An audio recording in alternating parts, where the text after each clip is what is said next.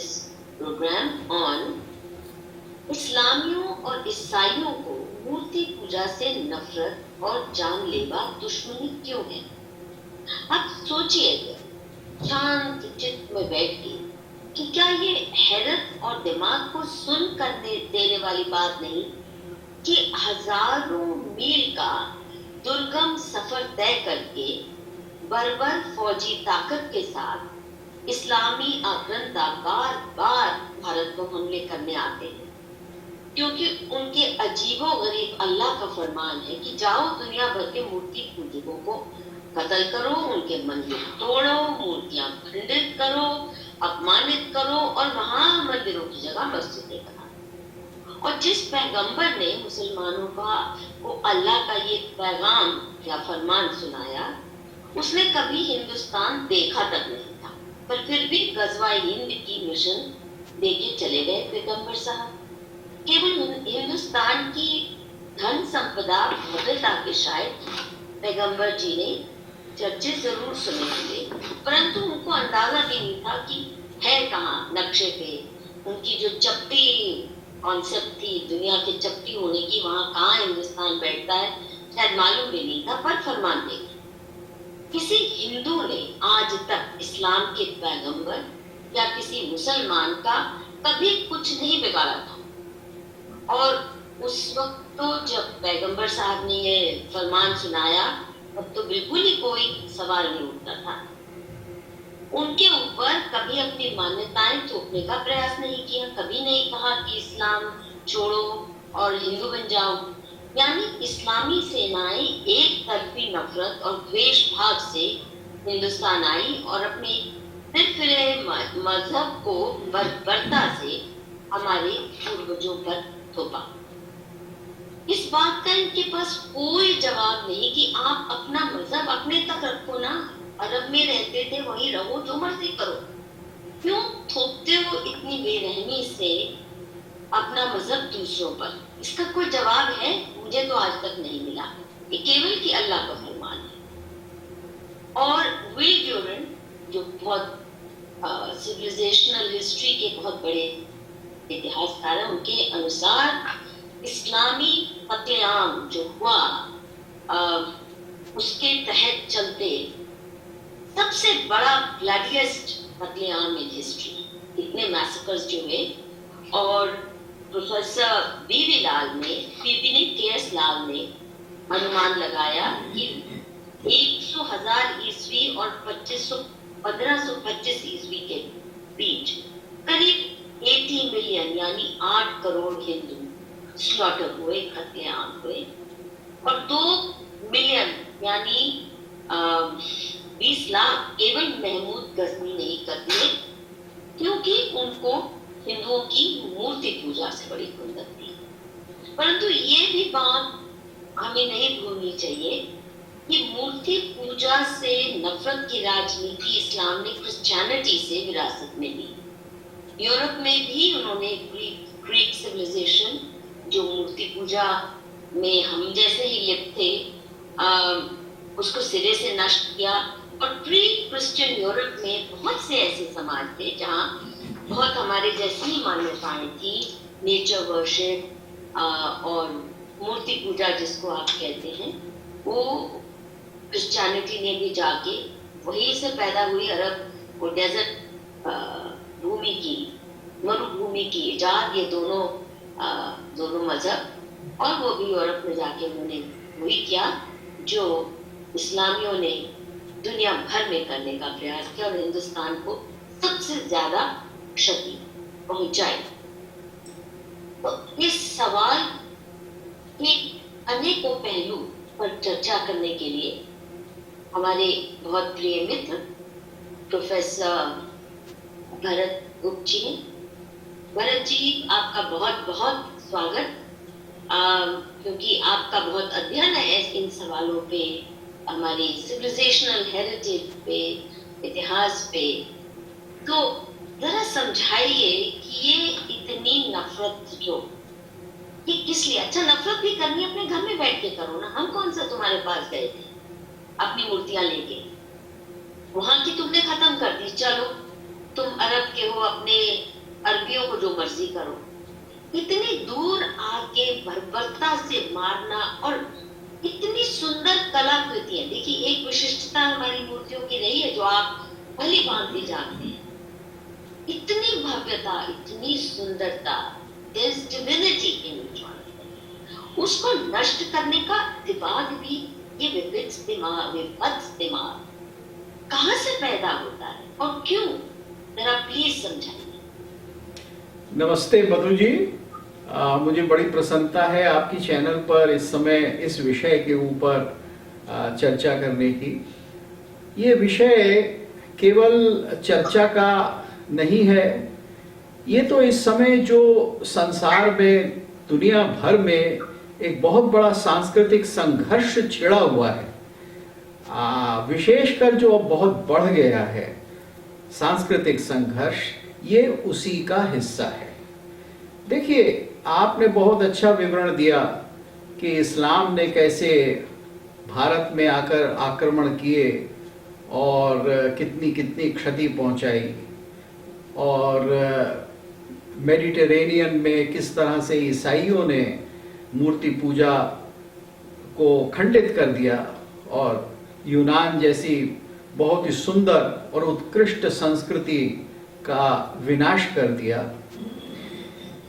अब देखना ये है कि ये बात शुरू कहां से होती है, ऐतिहासिक रूप में, क्योंकि जब तक हम इसका इतिहास नहीं देखेंगे तब तक ये समझ में नहीं आएगा कि ये ऐसा होना क्यों शुरू हुआ और ये क्यों तब से अब तक चला आ रहा है।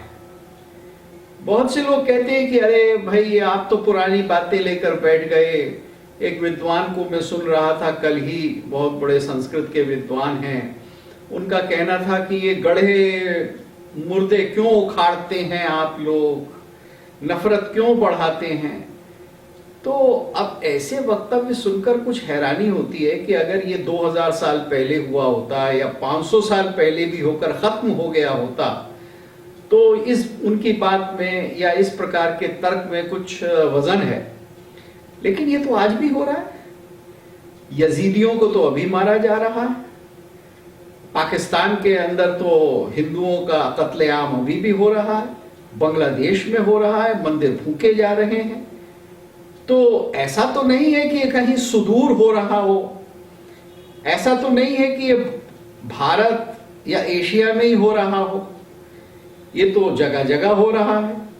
जी हाँ, आप म्यूट हैं जरा मधु जी। हाँ जी, कश्मीर में ही देख लीजिए। जी हाँ, बिल्कुल, आज भी मंदिर फिट हो रहे हैं। बिल्कुल। और सबसे बड़ी चिंता की बात है जी कि राम मंदिर के बारे में ऑलरेडी उनके प्लान्स हैं। जी हाँ, और खुल के उनके कह रहे हैं, धमकियां दे रहे हैं, इसको छोड़ेंगे। और आप देखिए, तमिलनाडु के अंदर पिछले 2 वर्षों में मेरे ख्याल से 100 से ऊपर मंदिरों को या तो नुकसान पहुंचाया गया है, और कुछ तो सरकार ने ही, जो कि लगभग एक ईसाई प्रवृत्ति की सरकार है, मंदिरों को ध्वस्त कर दिया है। तो जो बात मैं रख रहा हूं वो ये है कि ये कोई इतिहास की बात नहीं है। ठीक है, आपने एक बहुत दारुण और बहुत ही घिनौना सत्य बताया कि 8 करोड़ भारतवर्ष के वासियों का, हिंदुओं का विनाश इस्लाम के द्वारा किया गया, और 20 लाख से अधिक महमूद गजनवी ने ही कर दिया। लेकिन ये स्थिति आज भी वैसी की वैसी बनी हुई है। तो अब प्रश्न ये उठता है कि क्या ये सिर्फ भारत में है? क्या ये सिर्फ युद्ध भारत में, भारत के आसपास एशिया में हो रहा है? ऐसा नहीं है। हमारे जो लोग सोचते हैं कि ये एक प्राचीन काल की चीज है, या अब अपने चुपचाप ईश्वर अल्लाह तेरो नाम का जाप करिए तो ये सब क्या कहते हैं, यकजती, और जिसको ये कहते हैं एक कम्युनल हार्मनी आ जाएगी, ये बिल्कुल सच से दूर है। क्योंकि ये संघर्ष मूर्ति पूजा करने वालों का और मूर्ति पूजा के विरोधी मूर्ति विध्वंसकों का, बुत शिकनों का संघर्ष आज से नहीं है, ये लगभग 2500 साल से है। और इसके इतिहास को मानना है। और देखिए, अगर हम इतिहास को देखते हैं तो मूर्ति पूजकों का प्राचीन संस्कृतियों में बाहुल्य रहा है। चीन के अंदर मूर्ति पूजा होती थी, जापान में मूर्ति पूजा होती थी, यानी भारत में वो गई उससे पहले होती थी। तरह तरह के सेक्रेड ऑब्जेक्ट्स बनाए जाते थे। अभी पिछली बार मैं यूनान गया तो वहां कुछ मुझे बताया लोगों ने, अभी अभी कुछ उत्खनन हुआ है एजियन सी में, यानी जो समुद्र तुर्की और आज के आधुनिक ग्रीस के बीच में है। तो 8000 साल ईसा से पूर्व, यानी लगभग आज से 10,000 साल पुरानी मूर्तियां मिली हैं, जिनको देखकर ही लगता है कि ये वास्तव में किसी न किसी प्रकार से दैवी मूर्ति है, एक दिव्य प्रतिमा है। तो ये वहां भी थी। इसके अतिरिक्त आप ये देखिए कि अफ्रीका में जितने लोग रहते हैं वन जाति के लोग, वो सब मूर्ति पूजक थे। नॉर्थ अमेरिका में जिनको अमेरिकन इंडियंस कहते हैं, वो सब मूर्ति पूजक थे। तो यहूदी, ईसाई और मुसलमान, इन तीन के अलावा जितने भी लोग हैं वो सब मूर्ति पूजा में विश्वास ही नहीं करते। मूर्ति पूजा उनकी साधना का एक प्राथमिक रास्ता है। It is the primary way to worship the divine through an object, through a body, through a विग्रह as it is called in Sanskrit, और an eidola as it is called in Greek. तो ये इसके सैकड़ों नाम हैं अलग अलग संस्कृतियों में। तो एक तरफ ये लोग हैं तीन परंपरा के, और बाकी सारा संसार दूसरी तरफ है। हाँ, दुर्भाग्य से, और मैं दुर्भाग्य इसलिए कह रहा हूं क्योंकि इनका आतंक है, इस समय मूर्ति विध्वंसकों की, या जिनका सिद्धांत मूर्ति का विध्वंस रहा है, उनकी संख्या अधिक है। तो इसलिए ये संघर्ष और दारुण हो जाता है, और ये संघर्ष बहुत ही खून खराबे को बढ़ाने वाला होता है। इसलिए इस विषय के ऊपर चर्चा करना आवश्यक है। और फिर यह भी देखना है कि इस प्रकार की सोच जो मूर्ति विध्वंसकों की होती है, वो घातक कितनी है, किस चीज के लिए है, किस चीज के लिए नहीं है। और अगर हम उसका निरीक्षण परीक्षण करेंगे तो हम देखेंगे कि वो हर प्रकार की संस्कृति के लिए घातक है। वो ऐसा नहीं है कि उनका कहना है कि आप मूर्ति की पूजा ना करो, वो तो हर प्रकार के सौंदर्य के विरोध में है। जिन लोगों ने मूर्तियां तोड़ी, उन्होंने किताबें भी तो जलाई, उन्होंने पांडुलिपियों का भी तो विनाश किया, उन्होंने तो लाइब्रेरी की लाइब्रेरी, विश्वविद्यालय के विश्वविद्यालय जला दिए, भारत में नहीं, भारत के बाहर भी। और ये सारा का सारा जो किया गया, विशेषकर ईसाइयों के द्वारा और इस्लाम के द्वारा, वो उन देशों में किया गया जिन देशों में जाकर उन्होंने बसना था, या वो जहां पहले से ही रहते थे, उन्हीं देशों में उन्होंने किया। आक्रमण तो किए बाद में, लेकिन उन्हीं देशों में किया। तो अब जब हम इसका इतिहास देखते हैं तो ईसाइयों और इस्लाम के मानने वालों से पहले हमें जाना होगा यहूदियों की ओर। और मेरे ख्याल से बाइबल का जो पुराना टेस्टामेंट है, वहां हमें सबसे पहले आदेश मिलते हैं यावे के कि मूर्ति पूजा मेरे भक्तों को नहीं करनी है और मूर्ति पूजकों से नफरत करनी है। और इसको इतिहास में जब हम देखेंगे तो ऐसा लगता है कि यहूदी लोग, जिनमें से ईसाई मत निकला क्योंकि ईसा मसीह यहूदी थे, और फिर उसी मत का बिल्कुल अनुकरण करके मोहम्मद ने इस्लाम की स्थापना की। तो आप ये देखेंगे कि यहूदी पहले लोग हैं जिन्होंने कहा कि मूर्ति पूजकों से ही नफरत करनी है।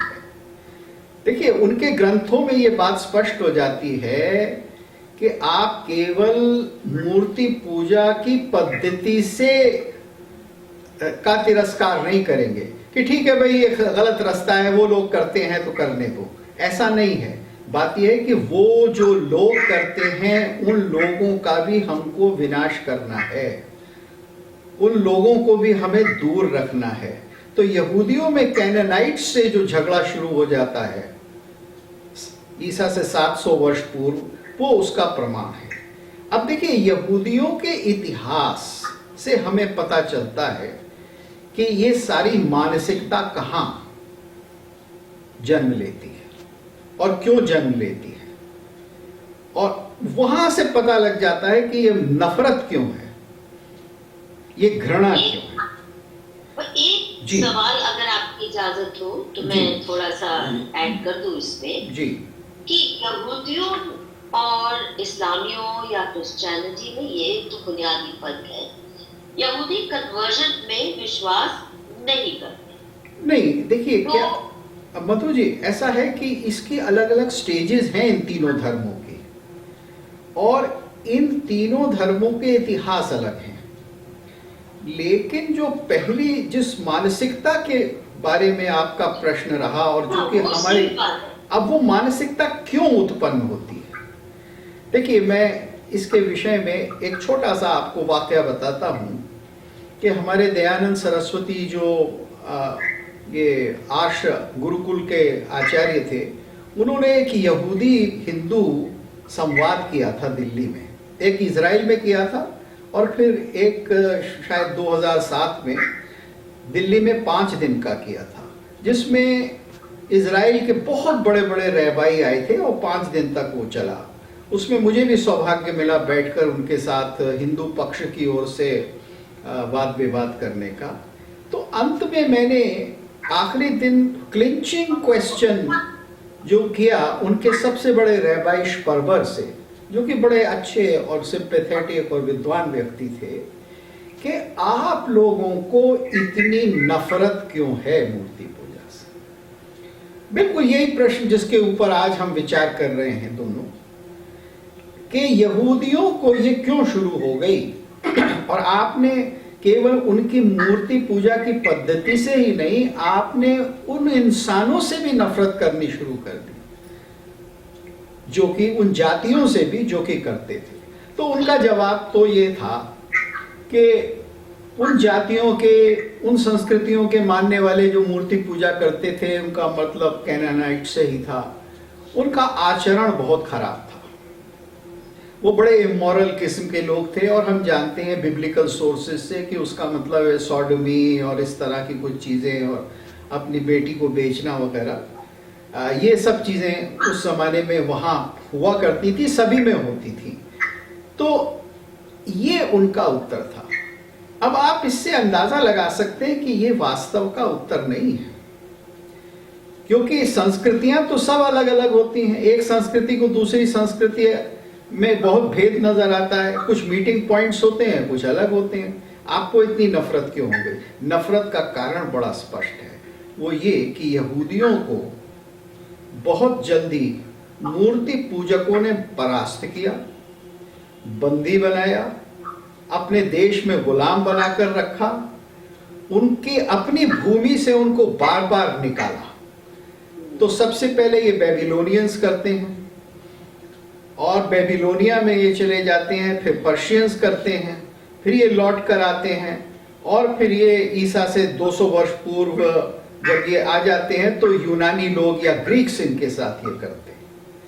तो ये जितनी भी जातियां थी, ग्रीक्स थे, बेबीलोनियंस थे, पर्शियंस थे, ये सब मूर्ति पूजक थे।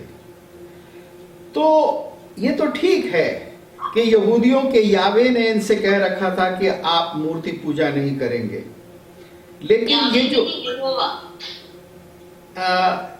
हाँ, उसको अंग्रेजी में यहोवा कह देते हैं, और ओल्ड टेस्टामेंट में उसको यावे करके ही लिखा जाता है, जो यूनानी उच्चारण है उसका, वो यहूदी उच्चारण है उसका।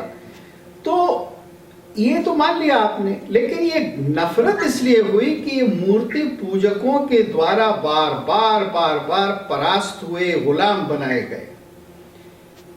तो वो जो नफरत है, वो नफरत मूर्ति पूजा के प्रति, मूर्ति पूजा करने वालों के प्रति, वो प्रतिशोध उनके मन में रहा।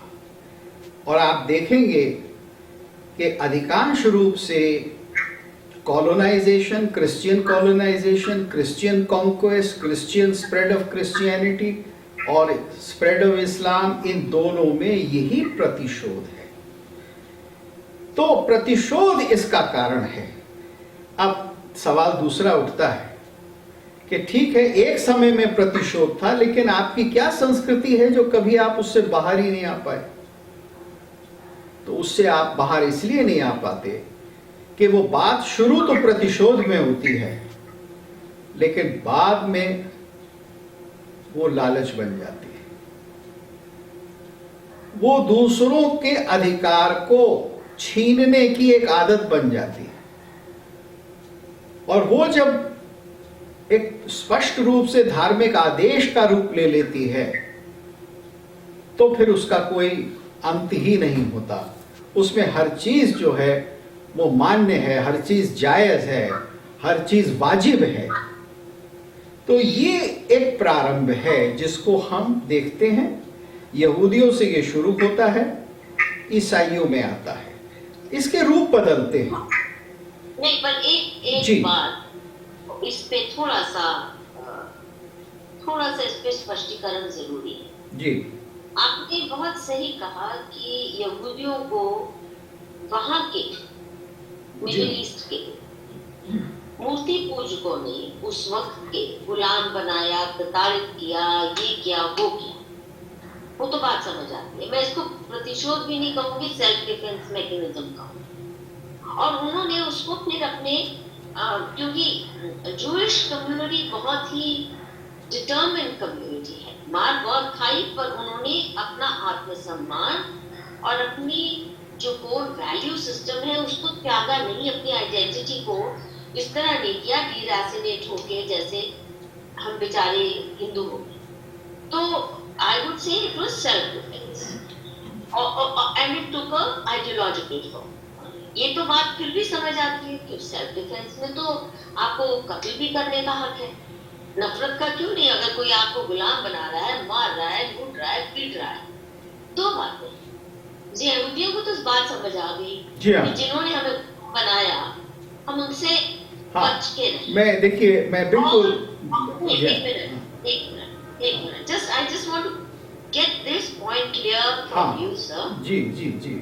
परंतु ना तो क्रिश्चियनिटी को यहाँ पे किसी ने गुलाम बनाया था, ना तो इस्लाम को हमने गुलाम बनाया था, बल्कि ये तो केवल प्रतिशोध भी नहीं है, ये तो आए तहस नहस करने दुनिया को और सिविलाइजेशंस को डिस्ट्रॉय करने आए। और विचारधारा ज्यूज ने दो बातें फर्क है। एक उनका बहुत ही प्रताड़ना हुई, तो वो थी एक उसके प्रति प्रतिबद्धता, जैसे उन्होंने हिटलर के बाद कहा नेवर अगेन, रिजॉल्व, और नहीं उन्होंने होने दी उस तरह की एथनिक क्लेंजिंग, छोटी टाइनी माइनॉरिटी बावजूद भी।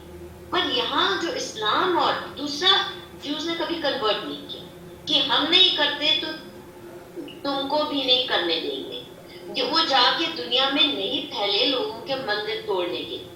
और कन्वर्जन का सिलसिला, क्योंकि your being Jews decided by your mother's faith, not your father's. इस्लाम में बिल्कुल उल्टा है।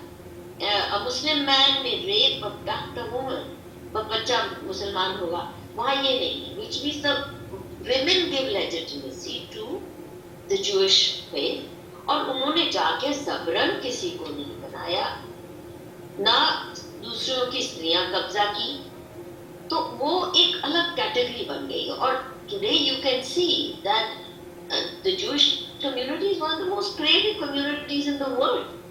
तो इसराइल का बिल्कुल बना है, वो एक अनोखा है अपने आप। बिल्कुल, मैं आपकी बात से बिल्कुल क्रिश्चियनिटी को, हाँ, इनको क्या पेट में दर्द है, इनको क्या तकलीफ थी? हम बेचारे हिंदू यहाँ बैठे हैं या कोई साउथ अमेरिका में बैठा है, अपनी मूर्ति कर रहा है।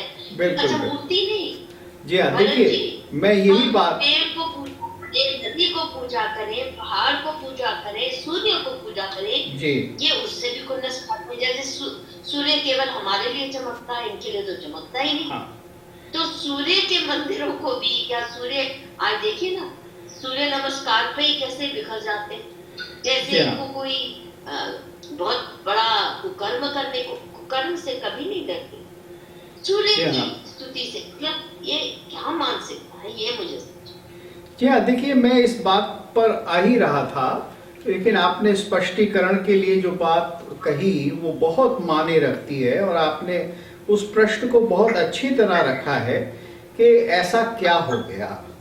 यहूदियों की बात तो फिर भी समझ में आती है, वो हो जो जाता है वो वहां से शुरू होकर एक बहुत बड़ा परिवर्तन ईसाइयत के साथ होता है। देखिए जो यहूदी लोग हैं वो मूर्ति पूजकों के बीच में रह रहे हैं, यानी रोमन्स के बीच में रह रहे हैं, ग्रीक और रोमन्स के बीच में उनका वहां संघर्ष होता है, और फिर उन्हीं में से ईसाइयत का जन्म होता है। उनके मसीहा जीसस आते हैं और जीसस ये कह देते हैं कि मैं ईश्वर का पुत्र हूं, मैं प्रॉफिट नहीं हूं। मैं जितने भी प्रॉफिट्स पहले आए हैं, जितने भी अच्छी खबरें देने वाले इवेंजलिस्ट आए हैं बड़े बड़े, पुरानी बाइबल में जो उनके नाम दिए गए हैं, एलाइजा इत्यादि, मैं उनसे भिन्न हूं, चूंकि मैं तो ईश्वर का पुत्र हूं, और ईश्वर का पुत्र हूं, और अब मैं हूं जो तुमको पाप से बचाऊंगा। मुझको आपको अनुसरण करना है, मेरे फॉलोअर बनना है। And nobody comes to the father except through me. मेरे बिना आपको स्वर्ग की प्राप्ति नहीं होगी। और फिर इसको वो इतना कहने के बाद वो आगे बढ़ा देते हैं, और वो फिर ये कहते हैं कि आप जो मेरे से दीक्षित हैं, मेरे शिष्य हैं, अब आप दूसरे देशों में जाइए और लोगों को कन्वर्ट करिए। अब अधिकांश विद्वानों का ये कहना है कि ये जीसस ने कहा था या नहीं कहा था, इस पे बहुत बड़ा भेद है, क्योंकि मैथ्यू में मिलता है, मैथ्यू के उसके अंदर गॉस्पेल में, मार्क में नहीं मिलता। ये मार्क में कन्वर्ट करना नहीं कहा गया है, बैप्टिज्मा देना नहीं कहा गया है, लेकिन मैथ्यू में बड़े स्पष्ट रूप से कहा गया है। समय नहीं है, वरना मैं आपको जो ग्रीक भाषा है उसमें पढ़कर सुना देता। तो अब ये जो बात है कि आप देश देश में जाओ और मेरे पिता पात्रोस, जीसस जो कि मैं उनका बेटा, और जो पवित्र आत्मा होली गोस्ट, उन तीनों के बारे में जो धर्म मैंने आपको सिखाया है उसमें लोगों को कन्वर्ट करो, बैप्टाइज करो, यानी उनको जल में डुबोकर और बाहर निकालकर पुनर्जन्म करके।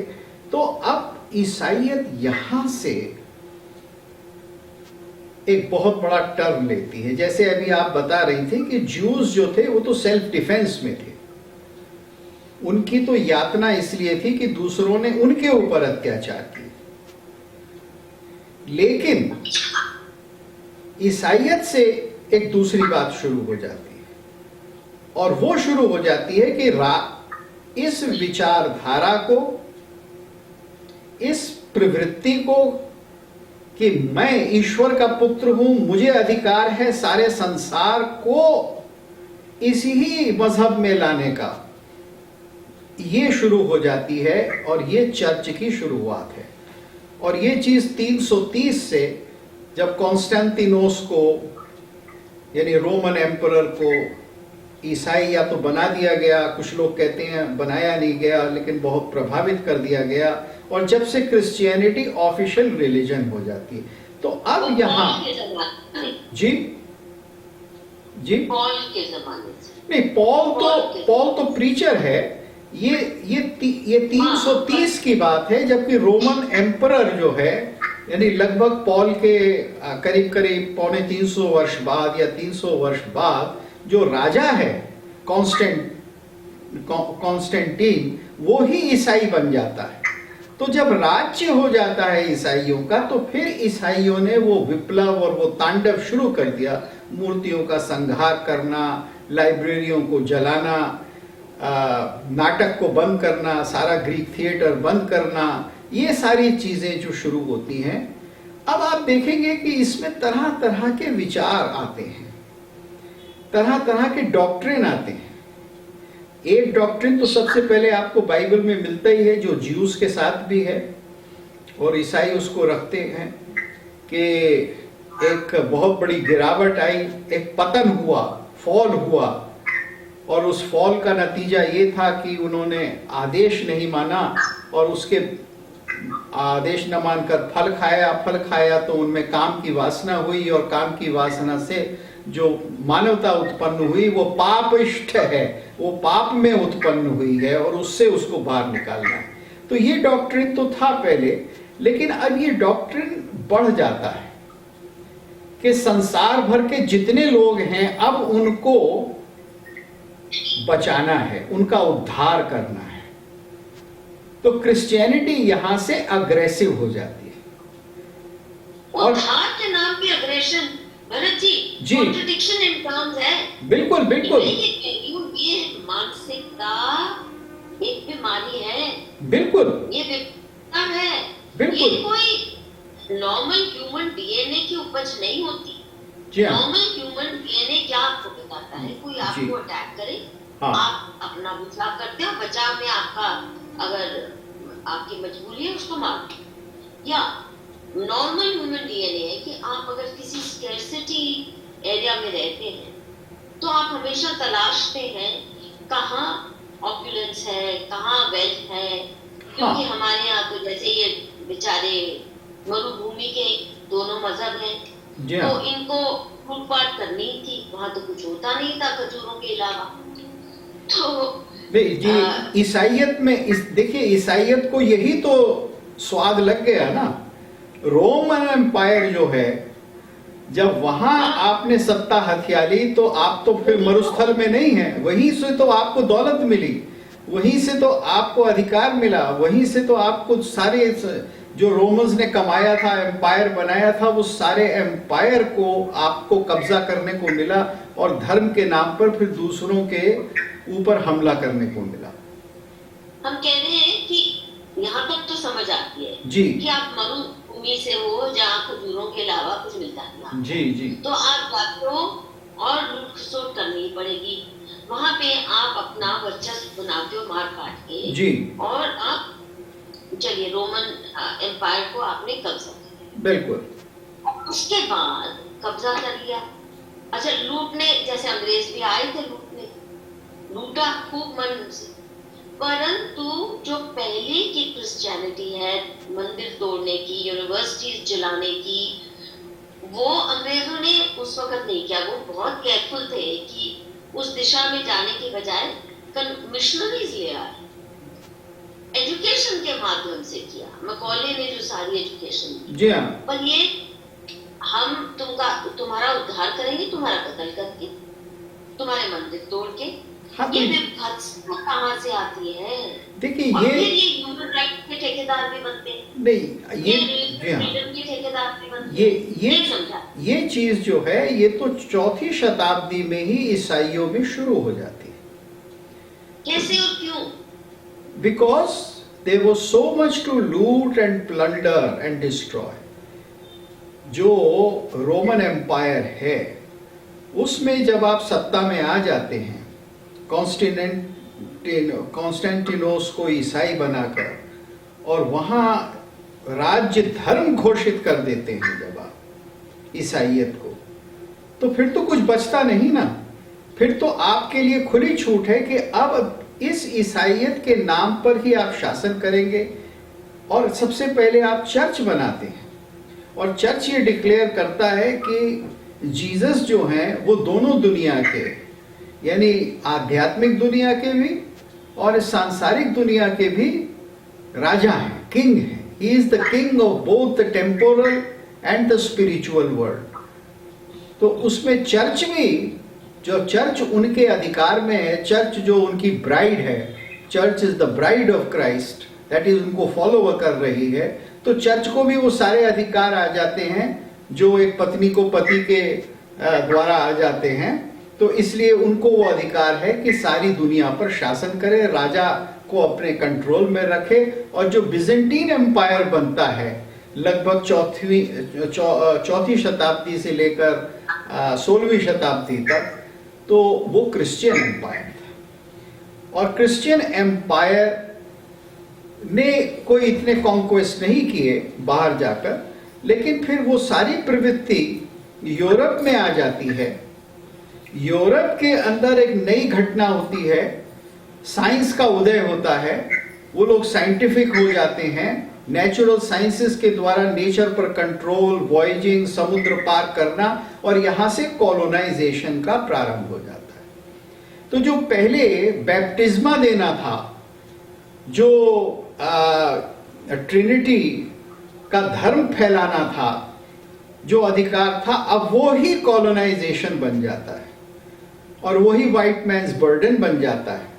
और वही बर्डन बनता है कि वही एक संसार का उद्धार करने की, दूसरे को बचाने की जो पूरी कहानी है, उसके अंतर्गत आप अफ्रीका में लोगों पर अधिकार करते हैं, भूमि पर और लोगों की देह पर, आप नॉर्थ अमेरिका में करते हैं, आप एशिया में करते हैं। तो राइज ऑफ कॉलोनियलिज्म पूरा वही है। और कभी कभी तो लगता है कि आज की जो फार्मा कंपनियां हैं वो कोरोना के बहाने शायद वही कर रही हैं जो कि एक समय में कॉलोनाइजर्स करते थे। ये वही विचार, बिल्कुल सही बात, ये वही विचार। पर एक बात माननी पड़ेगी Bharat ji, you know Christianity through colonization, देखिए they captured the best real estate in the world, the most lush lands, the most wealthy lands, from New Zealand to Australia to Canada to America to the entire southern hemisphere में भी जितने minerals जहाँ rich है, सब कुछ best real estate is what। और हिंदुस्तान में भी आप देखिए चर्च की जो प्रॉपर्टी है, it's always the best, at the best place, जी हाँ, at the best place, at the best place, जी हाँ। So अब मंदिर मत तोड़ो ना, अच्छा तुमने ये सब कर दिया, अब शांति से बैठ जाओ, कब्जा कर लिया, तब भी नहीं शांति से बैठते ना। वहाँ मूर्ति पूजा के खिलाफ आज भी ये पादरी हिंदुस्तान में, इनको क्या तकलीफ है उसका, अब उसके बारे में, जी हाँ, उसी के बारे में मैं आपसे कुछ कहना चाहूँगा कि क्रिश्चियनिटी ने बहुत जल्दी इस बात को प्रचारित करना शुरू किया कि जो संसार बनाने वाला ईश्वर है वो संसार बना देता है, दुनिया बना देता है, यानी वर्ल्ड क्रिएट करता है ये, लेकिन वो इस दुनिया से अलग है। ये जो मटेरियल वर्ल्ड है, ये जो लिविंग क्रीचर्स हैं, जितनी भी चीजें हैं, वो सब क्रिएटर से बहुत दूर हैं और क्रिएटर से बहुत नीचे हैं। और अगर वो क्रिएटर की बात नहीं मानेंगे तो क्रिएटर कभी भी उनको डिस्ट्रॉय कर सकता है। क्रिएटर्स में और क्रिएटेड में एक पूरा भेद है। क्रिएशन निकृष्ट है, क्रिएटर उत्कृष्ट है। तो जो भी चीज क्रिएटेड है वो घटिया है और क्रिएटर एक ही है। क्रिएटर वो गॉड द फादर है ईसाइयों के लिए, वो पूरा दाढ़ी वाला, और वो हाँ जो माइकल एंजेलो ने पेंट किया है, तो आनंद फानंद में जी हाँ इंसानों को उड़ा देता है, हाँ, वो पटकता है, हाँ, बिल्कुल। अच्छा ये बूढ़ा होगा, ये दाढ़ी वाला होगा, जी जी, उसकी ये शक्ल आकृति होगी, जी जी, ये इनको बूढ़े ईश्वर से वो कहाँ से परिकल्पना आई? वो तो क्योंकि फादर की परिकल्पना है, हम उसको, कोई भी बुढ़े नहीं है। देखिए वो इसलिए नहीं है, मैं उसी बात पर आ रहा था कि भारत के अंदर जो सिद्धांत है, जो वेदांत का सिद्धांत है, और दरअसल ये जितने भी मूर्ति पूजक आपको मिलते हैं दुनिया में, उनका इससे मिलता जुलता सिद्धांत होता है। तो भारत का वेदांत का सिद्धांत ये है कि ईश्वर ने ये संसार, ये जगत, ये सृष्टि बनाई, लेकिन ये सृष्टि भी ईश्वर का ही एक रूप है, ये उससे अलग नहीं है। ये पृथ्वी भी उतनी ही दिव्य है जितना दिव्य ईश्वर है। ये पेड़, ये पौधे, ये पशु, ये पक्षी, ये जितने भी प्राणी हैं, ये सब एक हैं। और वेदांत ने तो स्पष्ट कहा सर्वमिदं खलु ब्रह्म, सब कुछ ही ब्रह्म है और उसी की अलग अलग धारणाएं हैं। और ये विचार तो यूनान तक गया था। बहुत से लोग सोचते हैं कि प्लेटो ने इसका अध्ययन किया होगा, लेकिन इसमें तो कोई संदेह नहीं कि प्लेटो का आगे चलकर उसकी परंपरा में जो प्लोतिनोस या प्लोटाइनस फिलोसोफर था, उसने तो इसको बहुत विशद रूप में मान लिया है कि एक ही है और एक के ही सब कुछ रूप है, और ये प्रकृति जितनी भी है वो एक का हिस्सा है। अब ईसाई, मुसलमान, ये धर्म इसमें द्वैत करते हैं, और इसीलिए वो कहते हैं कि जो ये प्रकृति है, ये प्रकृति ऐसे ऐसे चलेगी, आदेशों के अनुसार चलेगी। इसका आदेश देने वाला जो है वो भगवान है, अल्लाह है, गॉड द फादर है या अल्लाह है। भगवान को बदनाम मत कीजिए। नहीं, उनमें हाँ, मतलब ये गॉड कह लीजिए, फादर कह लीजिए। अगर हम क्रिश्चियन शब्द का इस्तेमाल करें तो पात्रोस या फादर, हाँ, गॉड भी, हाँ, गॉड भी, उस खाने में मत कीजिए। हाँ, मैं समझ गया आपकी बात बिल्कुल मैं समझ रहा हूँ। उनका शब्द जो है ईसाइयत का वो है फादर, पात्रोस। बिल्कुल, गॉड तो एक बहुत बाद में आता है, 1000 साल बाद जर्मन एक लैंग्वेज का शब्द है और अंग्रेजी में आ गया है गॉड, लेकिन वो उनका शब्द है फादर। और तो फादर ही आपको बताएगा कि क्या करना है, और बताने के लिए वो एक या तो अपने बेटे को चुनेगा या किसी एक नबी को चुनेगा, जैसे कि मोहम्मद थे। तो उनकी जो दृष्टि है वो दृष्टि ऐसी है कि जिसमें जो बना है ईश्वर के द्वारा, जिसकी सृष्टि हुई है, वो ईश्वर से हमेशा अलग है, वो हमेशा दूर है। और उनके बीच में एक प्रॉफिट होगा या उनके बीच में एक ईश्वर का बेटा होगा जिसके ऊपर संपूर्ण अधिकार होगा, जिसको हमारी जिंदगी चलाए। क्यों चाहिए था क्रिश्चियंस को? जी, वो मुझे बताइए, इतना बुढ़ा फादर क्यों? अच्छा, फादर की कोई मदद नहीं है।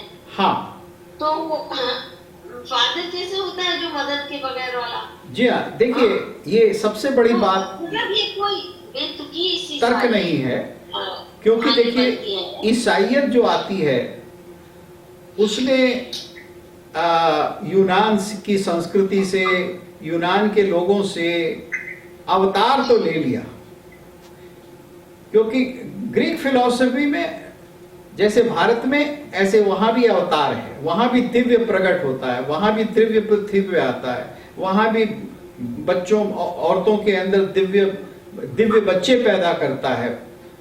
तो उनकी दृष्टि ये है, लेकिन ईसाइयों की दृष्टि इससे बिल्कुल भिन्न रही कि, लेकिन उन्होंने एक बेटा ले लिया। उन्होंने कहा एक अवतार होगा, और ईश्वर का या फादर का एक बेटा होगा, और फादर की पत्नी नहीं होगी।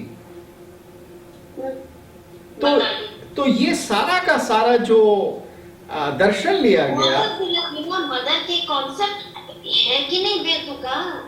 तो अब यही सबसे बड़ी बात है कि वो क्यों लेते हैं। एडम ईव का तो बोलते हैं, चलिए, कि उन्होंने जी अपनी लिप से, जी हाँ, अपनी फालतू हड्डी से ईव को बना दिया। फादर ने क्या किया होगा? हाँ, फादर ने एडम को कैसे बनाया होगा? एडम का तो बता दिया, फालतू हड्डी से। तो एडम को किस चीज से बनाया, किस मिट्टी से? वो तो उन्होंने फूंक मारकर बनाया, मिट्टी में फूंक मारी, और फूंक का अर्थ प्राण है, प्राण का मतलब है उसको जीवित कर दिया। तो ये फूंक मारना जो है, पवित्र करना, क्रिएट करना है, इसीलिए आजकल आप देख रहे हैं भारत में फूंक जिहाद भी चला हुआ है। ये जो फूक, हाँ, फूंक मारना, ऐसे करना, तो ब्रेथ को डालना, तो उसको लोग थूकना भी कहने लगे हैं, उसमें थूक भी मिला दिया गया है। तो ये परंपरा वहां से आती है। तो क्रिएशन उनके तर्क के आधार पर नहीं, उनकी जो थ्योरी ऑफ क्रिएशन है, जो सृष्टिवाद है ईसाइयों का, वो आधा यहूदियों का है और आधा यूनानियों का है। It is a queer mixture of Judaic and Hellenic tradition.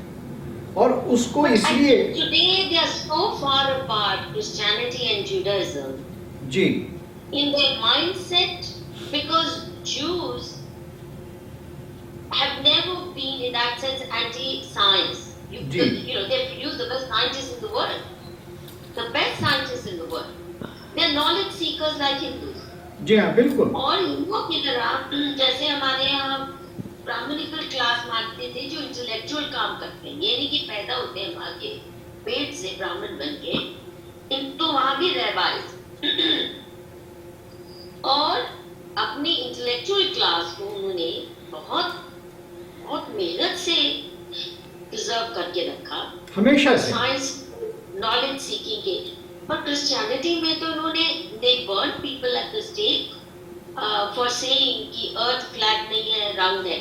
तो मोहम्मद जी आज तक भी मुसलमान वही मान रहे हैं जो किसी जमाने में, और I don't think the creationist in Christianity have changed their mind कि अर्थ राउंड है, या जो क्रिएशन मिथ है बाइबल की, उसको अभी भी नहीं तलाश की थी, which doesn't sit well with any science, with any reason, nothing. तो चलिए, आप मूर्ख बनना चाहते हो, बनो। दूसरों के मंदिर को तोड़ते थे, मैं ये कह रही हूँ, तुमने लूट भी लिया, चलिए बादशाह लूटते थे।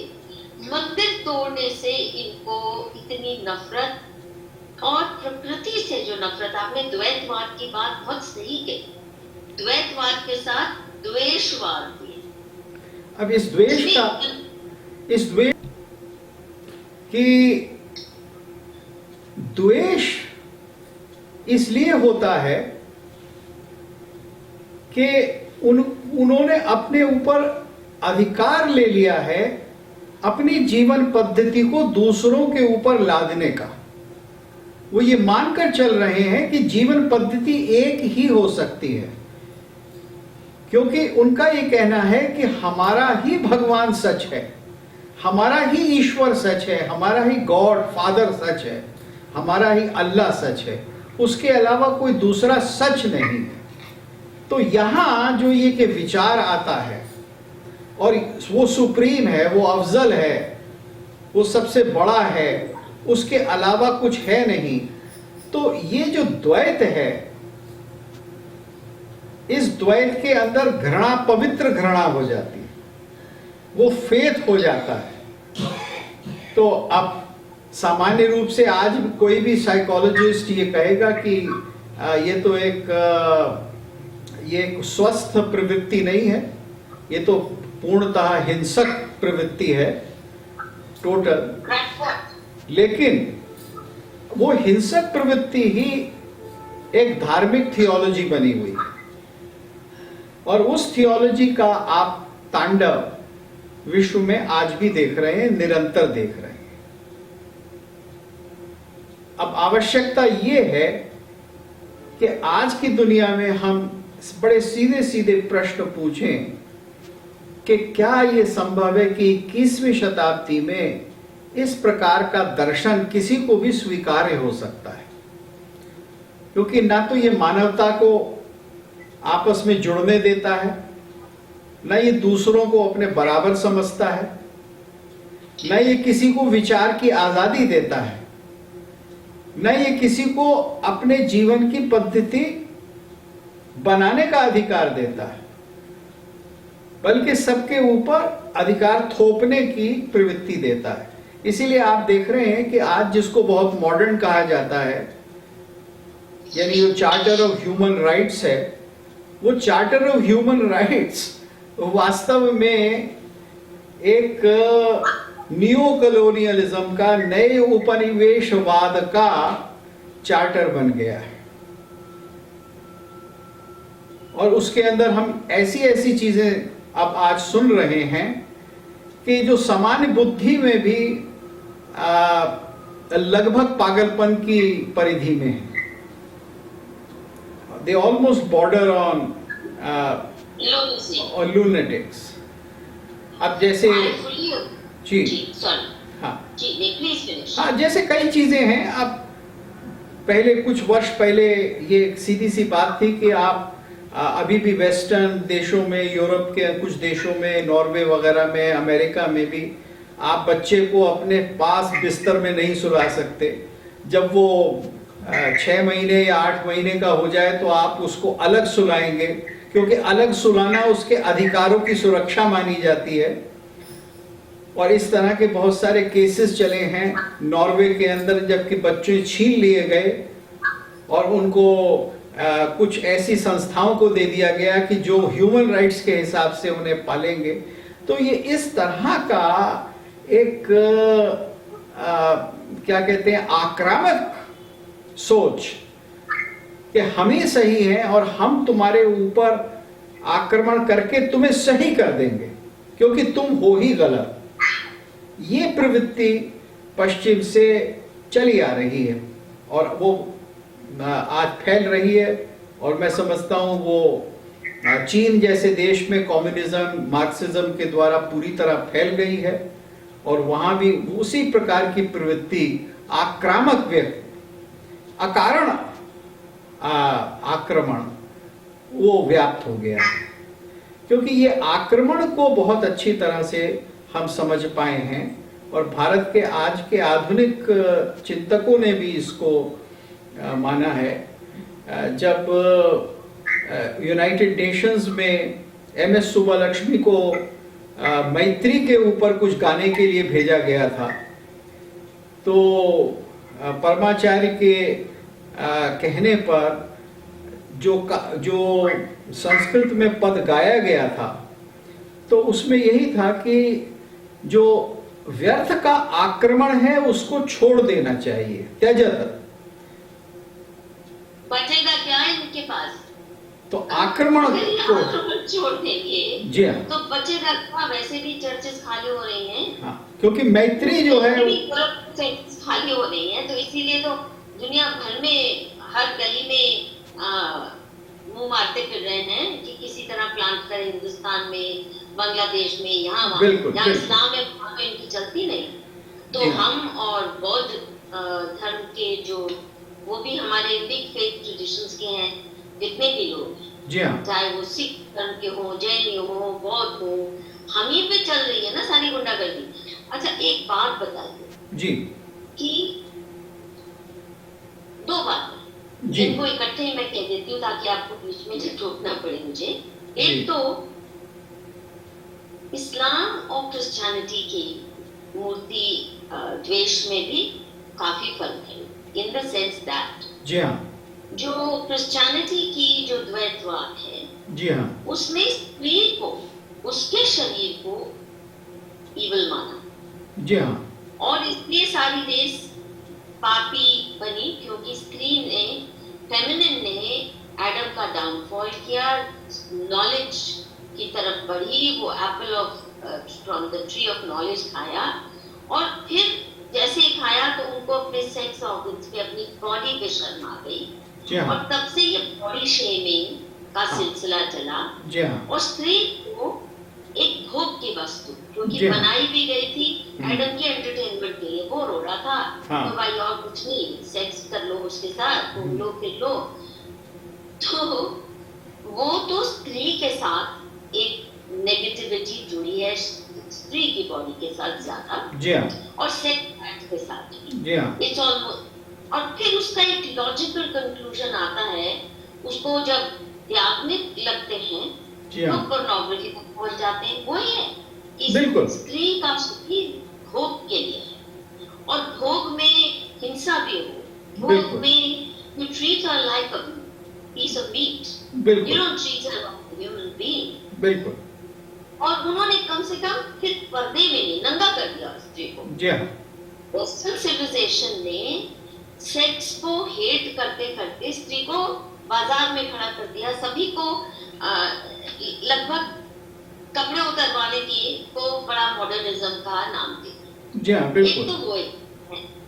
अब इस्लाम का जो मूर्ति द्वेष है, जी हाँ, वो भी शरीर से नफरत, पर बिल्कुल। स्त्री शरीर से उनकी भी तभी अपनी जो इस्लाम में आ जाती हैं स्त्रियां, उनको बुर्का, उनको हिजाब, उनको हैरम में रखना, चारदीवारी में रखना, बिल्कुल। पर्दे में रखना, उनके लिए कोई छूट नहीं। और दूसरियों की स्त्रियां अबडक्ट करना, सेक्स स्लेव्स बनाना, और पुरुष की सेक्सुअलिटी पे कोई कंट्रोल ही नहीं, जी हाँ, बिल्कुल ही कंट्रोल नहीं। जी तो जो क्रिश्चियनिटी जी अपने समाज में अपनी ही स्त्रियों के साथ करती हैं, जी हाँ, which is from rape to pornography to prostitution, जी यहाँ पे कोशिश होती है कि दूसरों की स्त्रियों को प्रोस्टिट्यूट बनाया जाए, जी हाँ, दूसरियों की स्त्रियों को कब्जा करके सेक्स स्लेव बनाया जाए, अपनी घर की स्त्री को बिल्कुल like chattel you put her in that black pen. जी हाँ। और इतना ही नहीं है, अगर आप देखते हैं जिस तरह देवियों की हमारी मूर्तियां ड्रेस हाँ, काटेंगे, हाँ, almost always you will see हाँ, that बिल्कुल, hatred for the बिल्कुल। feminine। जी और हाँ। हमारे यहाँ जो स्त्री, as you know, is supposed to be the feminine power that moves the universe। बिल्कुल, मदर है, माता है, मातृशक्ति है, हाँ, और मातृशक्ति है, डिवाइन पावर है, जिससे बिल्कुल, सारा, दिव्य है, और इसलिए कोई पर्दा नहीं था, दिव्य, बिल्कुल, दिव्य पर्दा है, नहीं था, हाँ, देवी शब्द ही दिव्य से आता है। जी हाँ, तो पर्दा नहीं, घूंघट नहीं, आप कभी भी प्री इस्लामिक भारत में जी कोई हाँ। पर्दे का नाम मुस्कान भी नहीं है। जी हाँ, और संकोच में रखना, दबा के रखना, नीची आंख वाली स्त्री ऐसे नहीं है। जी हाँ, हमारी सारी देव ऐसे बैठती हैं, you know, they occupy space with pride, they never down for cast eyes। तो जी ये जो फर्क आया जी हाँ, इस्लाम में और क्रिश्चियनिटी में, जी हाँ, उन्होंने क्रिश्चियंस ने मंदिर तोड़े, जी हाँ, पर इस तरह वैंडलाइज जिस तरह ये करते हैं जी हाँ, वो नहीं। और स्त्रियों के साथ जो व्यवहार में जो फर्क है, इसका, ये जरा समझो। जी हाँ, इसका दार्शनिक आधार देखने पर यह बात बिल्कुल स्पष्ट हो जाती है।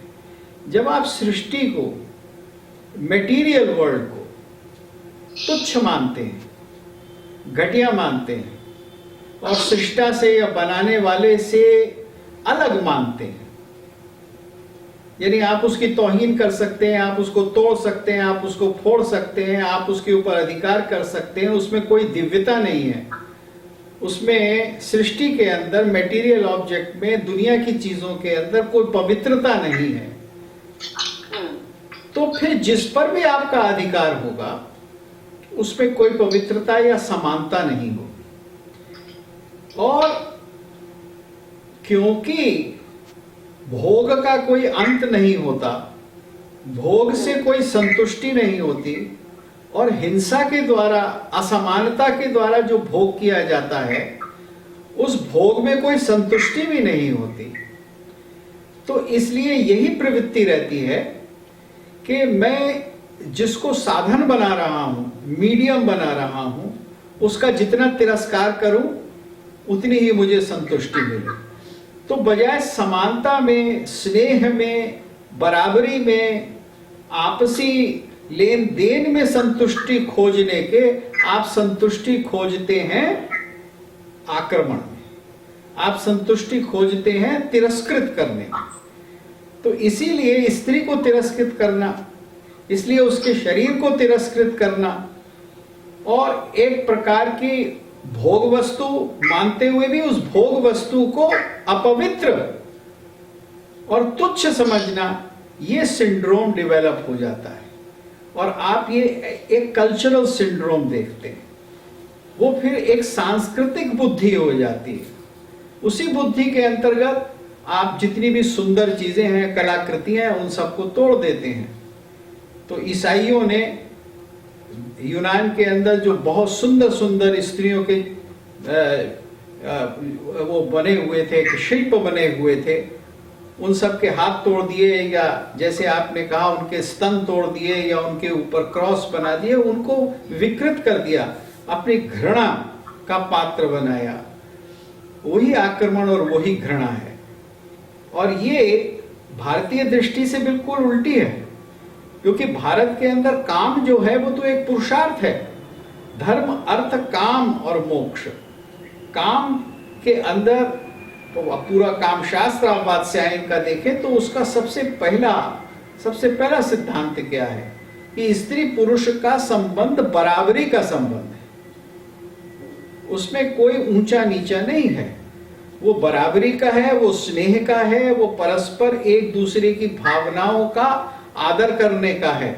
और रति का अर्थ वहां आक्रमण नहीं है, परस्पर सुख प्राप्त करना है रति का अर्थ। तो वो पूरी दृष्टि अलग है, और उस दृष्टि का फिर एक सोशल एप्लीकेशन होना है। उस सोशल एप्लीकेशन में एक स्तर पर बच्चे होंगे, दूसरे स्तर पर परिवार होगा सामाजिक, तीसरे स्तर पर कला होगी। वही शरीर, वही एक्टिविटी, वही काम, वही सेक्सुअल डिजायर, वही इरोटिसिज्म जो है वो सब काव्य में परिवर्तित हो जाएगा, कला में परिवर्तित, संगीत नृत्य में परिवर्तित होगा, और फिर उसी से आप और ऊपर उठकर दिव्य की ओर चले जाएंगे। वो साधना का एक अंग बन जाएगा। तो वही हम हमारे यहाँ जो आपने कुछ सॉरी प्लीज तो ये मुझे याद आ गया, कुछ पिक्चर्स हैं जो मुझे डिस्प्ले करनी है। जब भी आप रेडी हैं हाँ बता दीजिए। हाँ, नहीं वो अभी हम ले सकते हैं, क्योंकि हम ये जो बात कर रहे हैं स्त्री के शरीर में दिव्यता को देखना, तो भारत के अंदर जितने उत्कृष्ट उदाहरण मिलते हैं, नमूने मिलते हैं शिल्प कला के, और उनको आप देखेंगे तो आप देखेंगे कि शरीर के सौंदर्य में, इसको थोड़ा और बड़ा कर दीजिए जितना कर सकते हैं, तो आप ये देखेंगे कि हर चीज यहाँ जो शारीरिक है वो केवल मांसल नहीं है, वो केवल मटेरियल नहीं है, उस मटेरियल में एक दिव्य की आभा है, उसके अंदर एक सौंदर्य है, उसमें एक रस है, और वो ऐसा है कि आपको एक विलक्षण अनुभूति कराता है। वो केवल किसी का शरीर देखने की अनुभूति नहीं है, नग्नता देखने की अनुभूति नहीं है। You are not just seeing nudity. रखो जरा, keep it on the screen. नहीं, और दूसरा जो है, इफ यू लुक एट ये दोबारा लेके आइए Ashish, you know there is no sense of hiding any body part. बिल्कुल, अब लेके आइए दोबारा। ये कभी भी आपको और ये कोई डिस्प्ले नहीं है, वो पिछला वाला ही लेके आए। हाँ, इसको भी देख लीजिए, या पिछले वाले को देखिए, पिछला वाला बहुत अच्छा। हाँ, सबसे बड़ी बात है कि हाँ, इसको और बड़ा कर दीजिए, मैक्सिमाइज कर दीजिए, फोकस।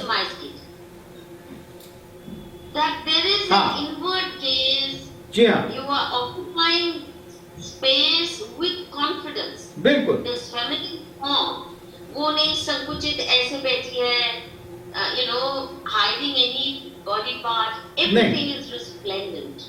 उसके And I think why couldn't they learn from this? इतनी सुंदरता देख के किसी का मन भी a thing of क्या बोलते हैं, thing of beauty is a joy forever. जी हाँ, बिल्कुल बिल्कुल। इनको जॉय क्यों नहीं हुआ? ये इतनी ब्यूटी देखकर, ऐसे कलाएं, इतनी कलाकृतियां देखकर थोड़ी ह्यूमिलिटी इंसान में आ जाती है? नहीं आई, बल्कि और विभत्स बने। और दूसरा, अरे जी मैं इसके साथ सवाल जोड़ दूं, हमें तो मूर्ति पूजा के लिए इन्होंने हमारे प्रति इतनी नफरत फैलाई, आज भी फैला रहे। जैसे ही किसी को ईसाई बनाते हैं या मुसलमान बनाते हैं, तो सबसे पहले मूर्ति पूजा नहीं करनी, मंदिर में नहीं जाना, प्रसाद नहीं खाना, वो राक्षसी ताकतें तुमको, डीमंस, डेविल्स तुमको कैप्चर कर लेंगे, ये बोलते हैं। आज भी क्रिश्चियंस को ये सिखाया जाता है मुसलमान तो खैर कितनी नफरत करते हैं, वो आज भी तैयार है हमारे सारे मंदिर तोड़ने के, उनकी नजर है जो हमारे भव्य दोबारा बने हैं, परंतु खुद क्या करते हैं अब जरा देखिए, क्रॉस पे जीसस क्राइस्ट, तो वो मूर्ति पूजा नहीं, एक्सेप्ट दैट ये ब्लीडिंग मरा हुआ हमारे खुशनुमा मूर्तियां हैं। अब दिखाइए जरा किसको ये मूर्ति पूजा, किसकी ये पूजा करते हैं हर चर्च में, जरा दिखाइए आशीष, क्रॉस दिखाइए। तो ये आइकॉन वर्शिप ना हुई, ये भी तो आइडल ही है जीसस का, लाओ ना।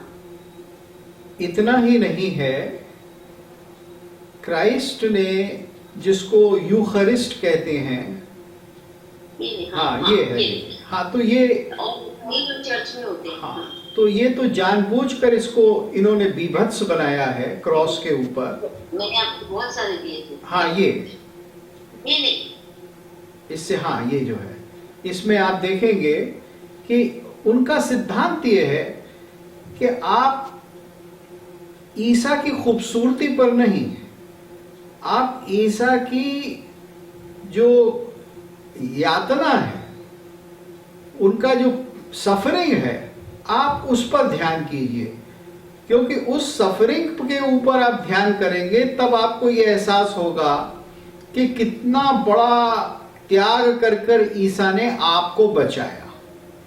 उनकी साधना का मार्ग ये है। तो बीभत्स को देखना, यातना को देखना, सफरिंग को देखना, दुख को देखना, ये केंद्रित है। जबकि आप मंदिर में देखते हैं तो वहां आपको जो भी दिव्य है, वहां जो भी भगवान है, देवी हैं, देवता हैं, उनमें दुख नहीं है कहीं भी, और ना वो बुढ़े हैं, वो हमेशा के लिए युवक हैं, क्योंकि उनमें चिरंतन शक्ति है। तो सारा सिद्धांत ये है। इसी तरह से चाहे आप बुद्ध देखेंगे तो आप बुद्ध भी देखेंगे तो वो आपको कोई वृद्ध बुद्ध नहीं दिखती जिनकी पूजा होती है, या वृद्ध महावीर की पूजा नहीं होती है। जितने भी उनके भी अरहन हैं, या उनके सिद्ध हैं, या बोधि सत्व या बुद्ध हैं, तो वो सब दिव्य के साथ चिरंतन यौवन है, हमेशा हमेशा के लिए वो शक्ति है। तो इसको, इस सिद्धांत को भारत ने जिया है, और सारे धर्मों में, सारी संप्रदायों में वो ही इसका आधार रहा है। और ये एक बहुत बड़ा अंतर है। आज हुआ ये है भारतवर्ष में कि हमारे 70 वर्ष के 75 वर्ष के सेक्युलरिज्म ने हमें ये अधिकार ही नहीं दिया कि हम ईसाईयत, इस्लाम और भारतीय दर्शनों का तुलनात्मक अध्ययन करें। हमने तो बस ये कह दिया कि सब धर्म समान है, सबको एक समझिए, कुछ भेद मत कीजिए। तो ये एक इतना मैं ये कहूँगा कि अधूरा और कष्टदायक राजनीतिक प्रयास रहा, जिसने देश को, उसके विचार शक्ति को और हमारे युवक और युवतियों को बहुत ही कमजोर बना दिया है। आज जरूरत है इस सब भेद को समझने की।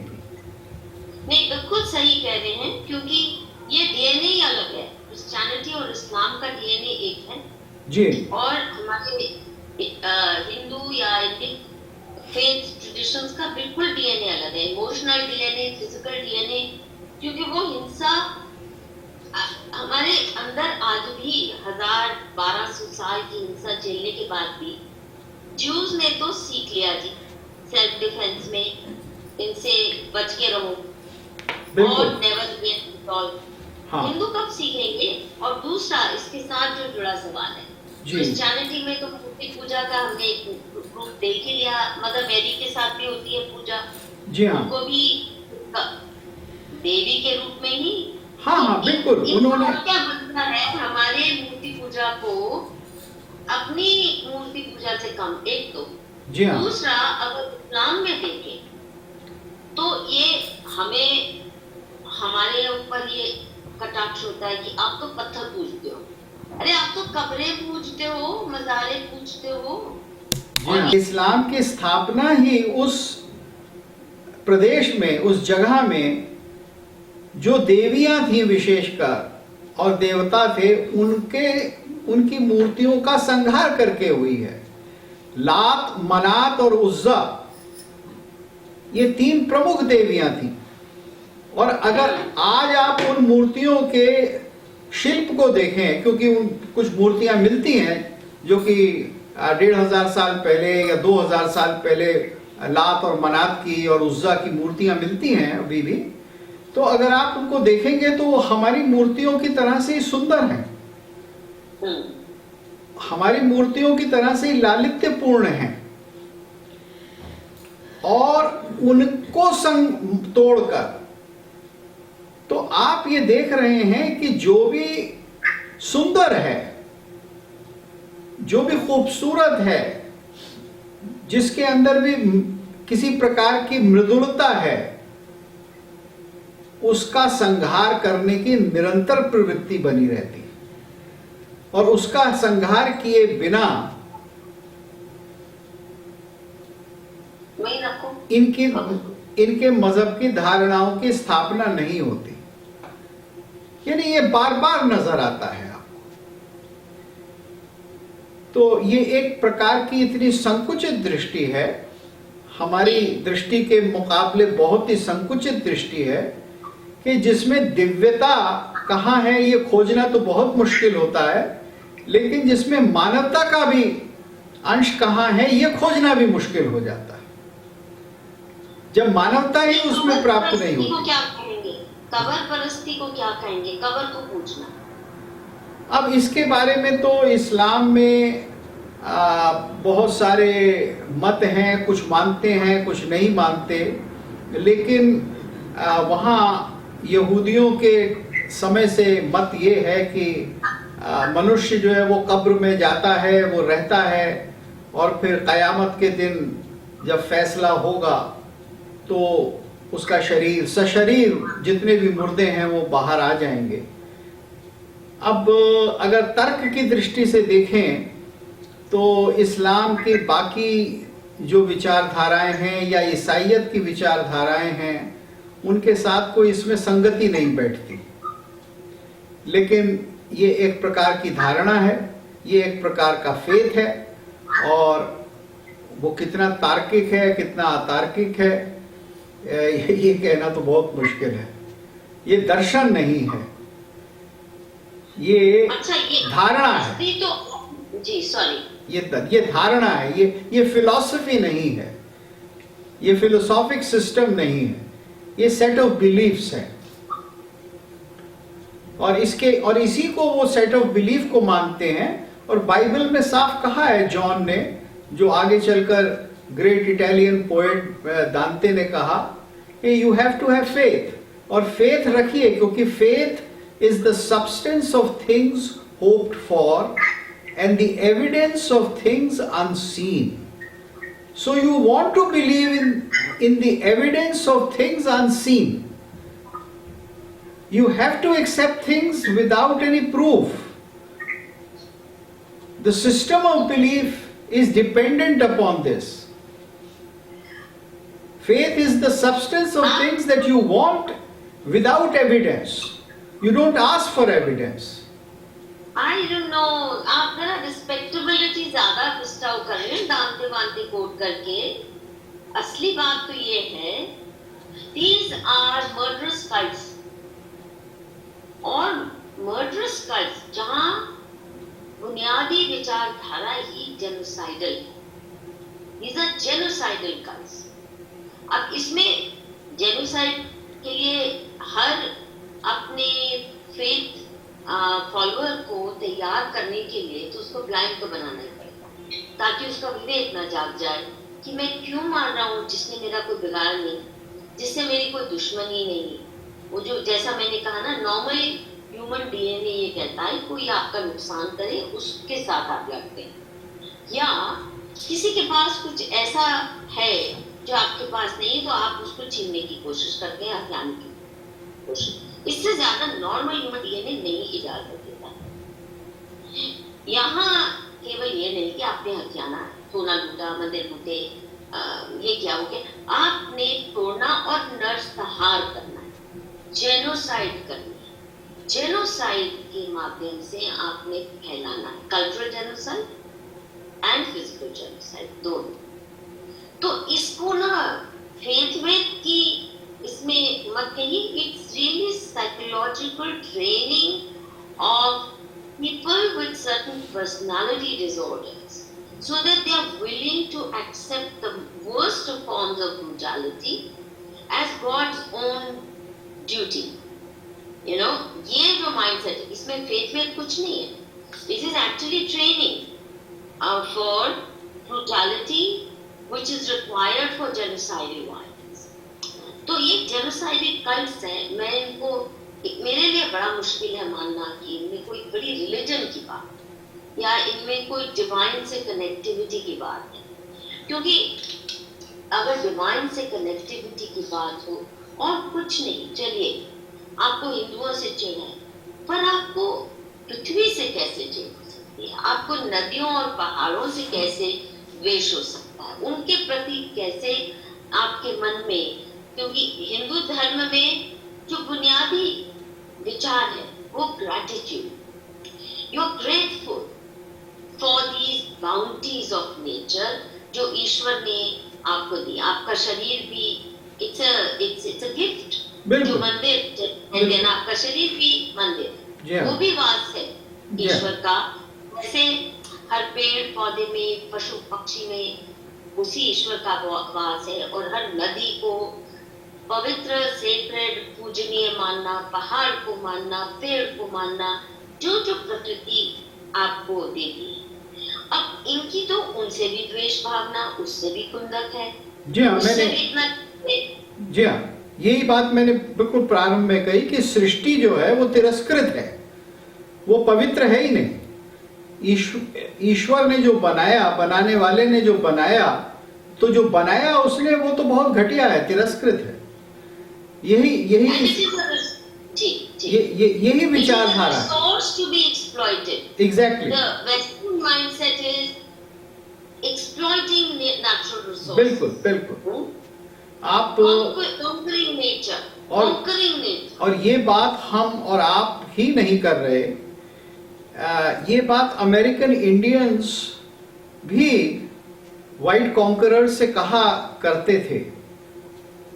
इसमें एक बहुत प्रसिद्ध चिट्ठी है जो अमेरिकन इंडियन सिएटल के चीफ ने अमेरिकन प्रेसिडेंट उस समय जो थे उनको लिखी थी। तो उसमें बिल्कुल यही बात कही गई थी कि तुम प्रकृति को, जल को, पशु को, पक्षी को किसी जीने लायक मानते ही नहीं, और तुम इतना दूषित कर रहे हो जैसे कि कोई व्यक्ति अपने बिस्तर को ही दूषित करता हो और फिर उसी में सोता रहता हो। तो एक दिन तुम्हारी वही हालत होगी, तुम्हारी संस्कृति की वो वही हालत होगी, और इस जमीन की भी वही हालत होगी।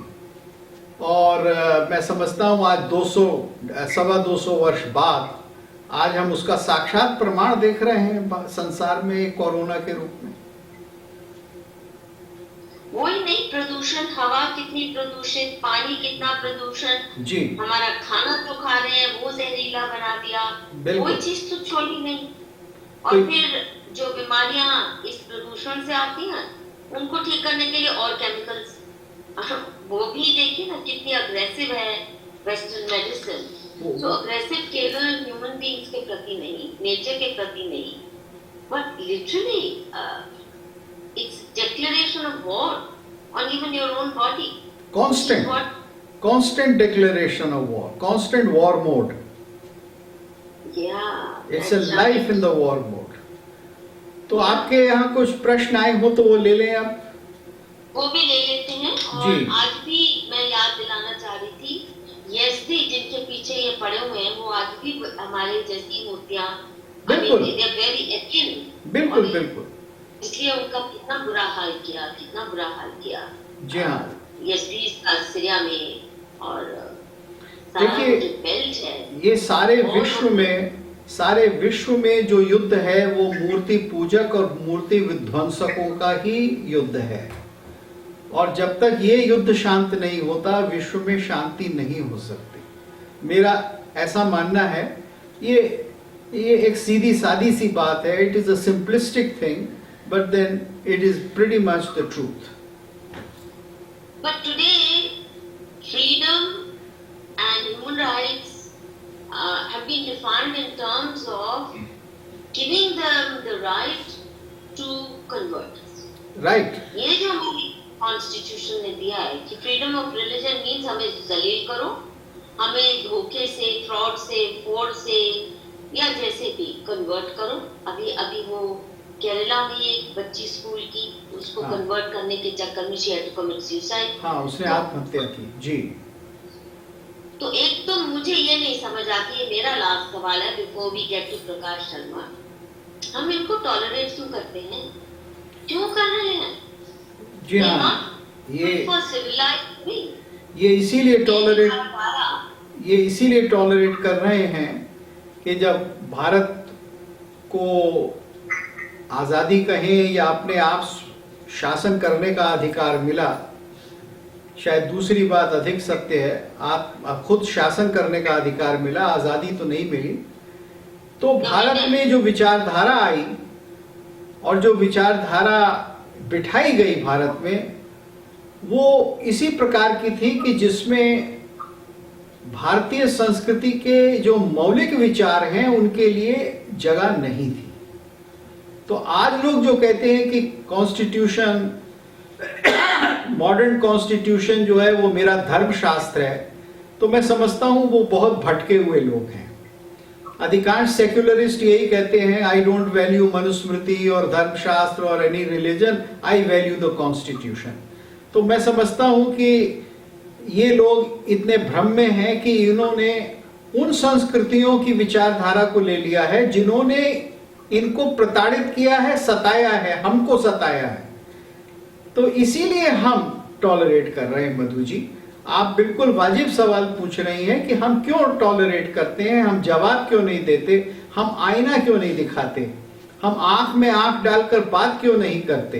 तो इसीलिए नहीं कर पाते कि जो हमारी शिक्षा रही है, हमारा शासन रहा है 70 वर्ष का, वो हमारा मौलिक शासन, अपनी विचारधारा का शासन नहीं है। वो बनाना पड़ेगा, वो विचारधारा बनानी पड़ेगी। मोदी जी सुन लीजिए, मोदी जी सुन लीजिए, मोदी जी कृपया कॉन्स्टिट्यूशन को कॉन्स्टिट्यूशन ही बना रहने दीजिए। वो भी कॉन्स्टिट्यूशन ऐसी जिसका कई बार बलात्कार हो चुका है कांग्रेस शासन द्वारा।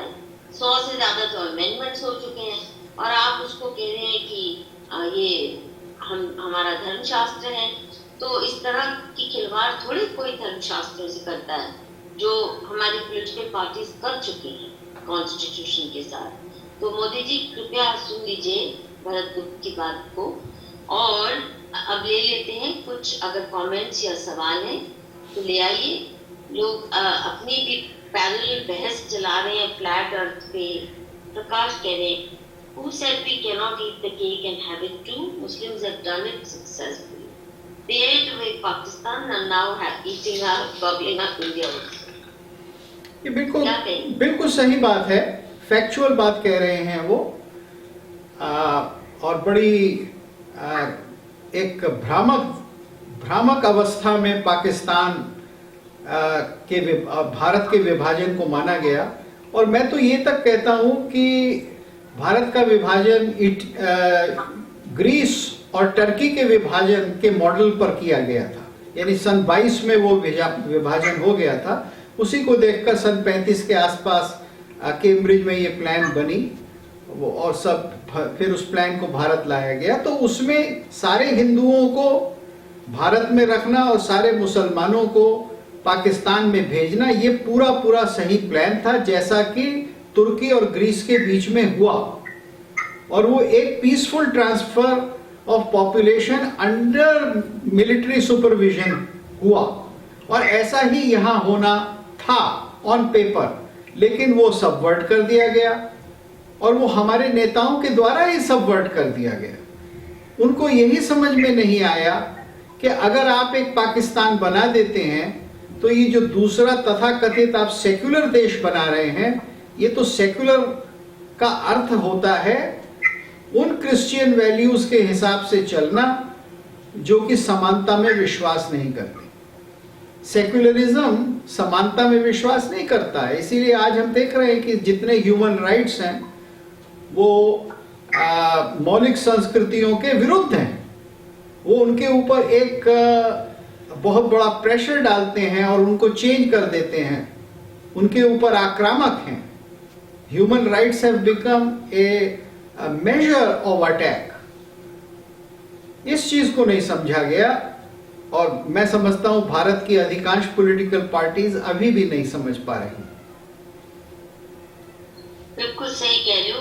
जो मैं कमेंट्स देख रही हूँ वो they are more in the nature of commenting, जैसे धर्म और पंथ का फर्क देखना चाहिए, वो समझना चाहिए जो हम नहीं समझते, या रिलीजन और धर्म का अंतर समझना चाहिए।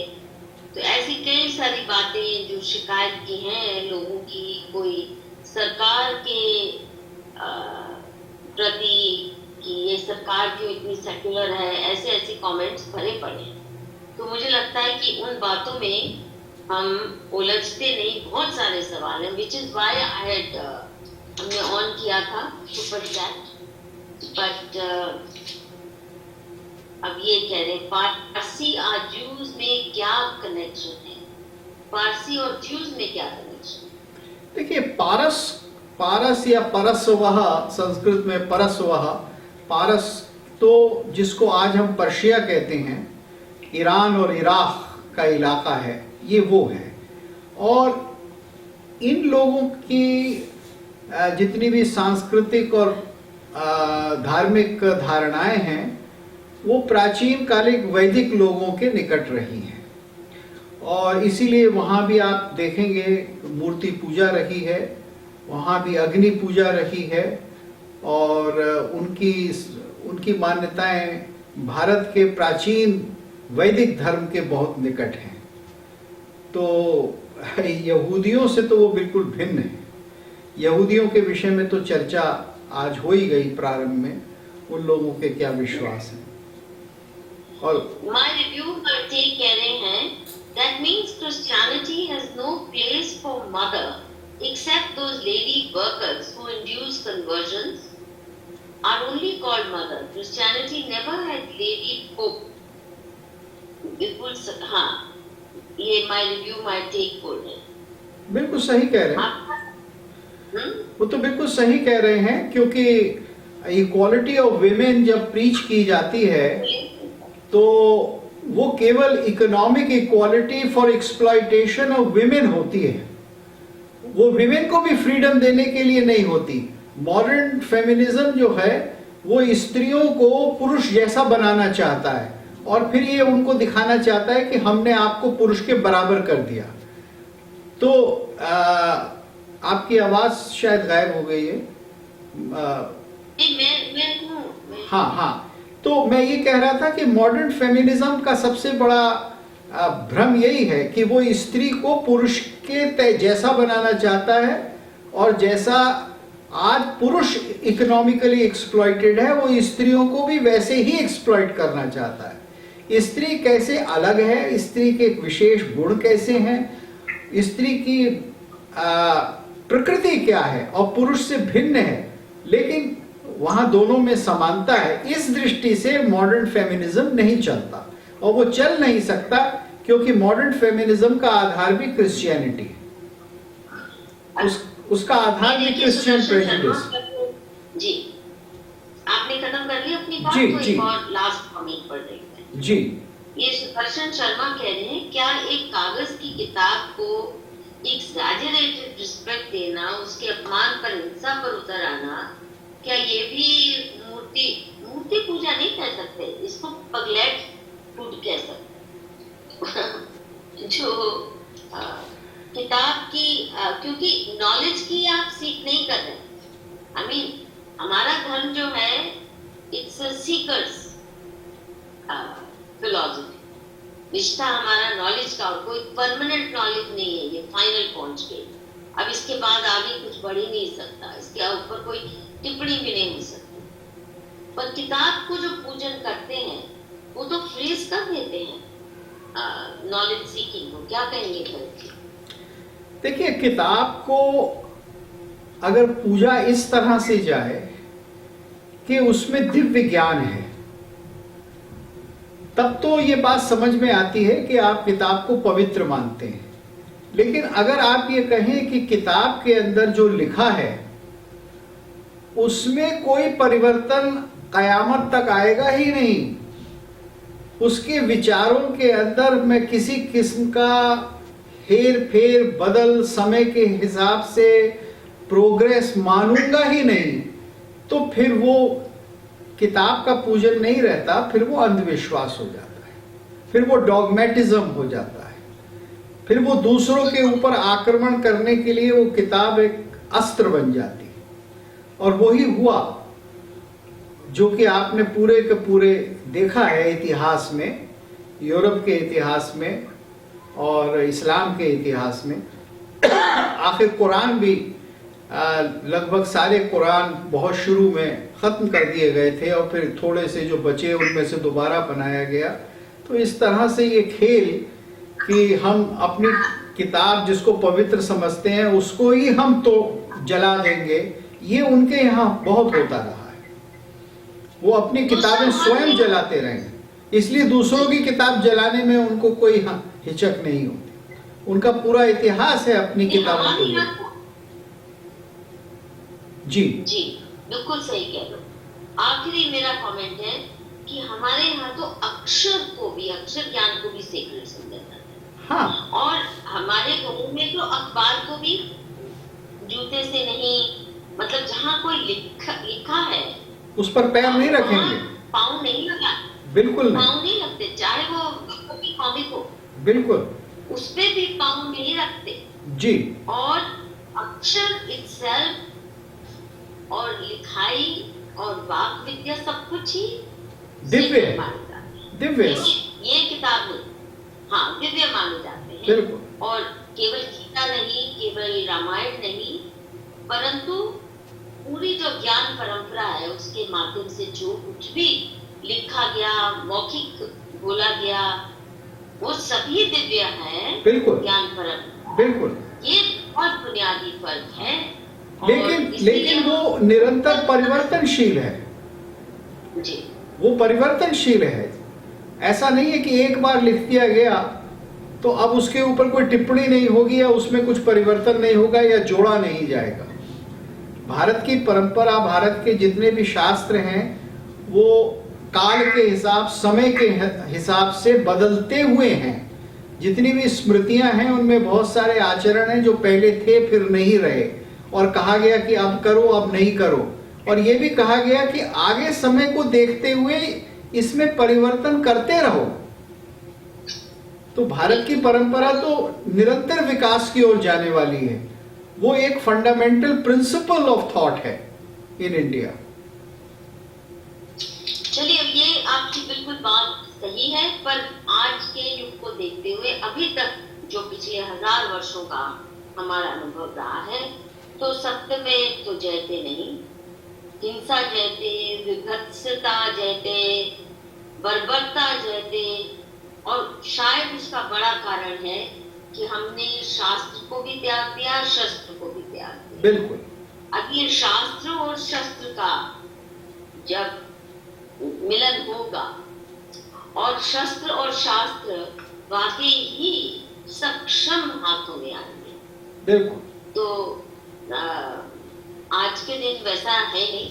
एक तरफ अफसरशाही लेके बैठी है, दूसरी तरफ हमारे नेता ठेकेदार बन गए।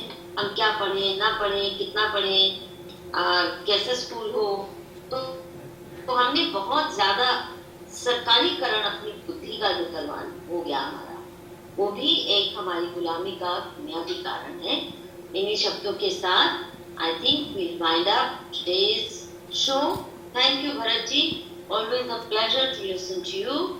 And viewers, please do like, share.